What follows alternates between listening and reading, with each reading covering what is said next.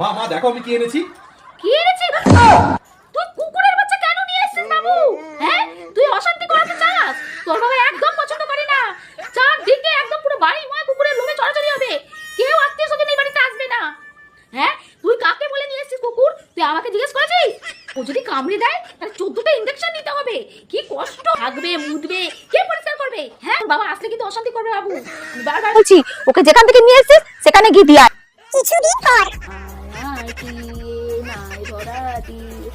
ঘুমিয়ে পড় মা, ঘুমিয়ে পড় মা, ঘুমিয়ে পড়। মা দেখছিস বাবু ঘুমাচ্ছে? হ্যাঁ, দূর হ।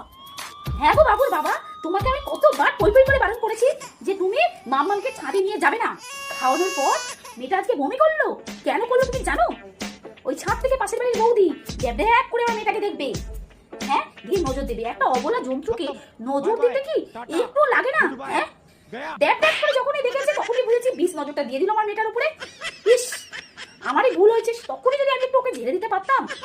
যাও গিয়ে কাঁচা লঙ্কা নিয়ে আসো। কাঁচা লঙ্কা ওকে ঘুরিয়ে একটু ঝেড়ে দেবো। তোমাকে বললেও তো তোমার বয়স হয়ে গেছে, বয়স হয়ে গেছে, তোমার বুদ্ধি একদম গেছে। তোমার জন্য আজকে আমার মেয়েটা খেয়ে দেবো। আর শোনো, এক্ষুনি একটু ডাক্তারবাবুকে ফোন করো। ওর সাথে কি হয়েছে আবার করো, এক্ষুনি আবার করো। কেন এলো না? 10 মিনিট হয়ে গেল। তাড়াতাড়ি ফোন করে ডাকো ডাক্তারবাবুকে।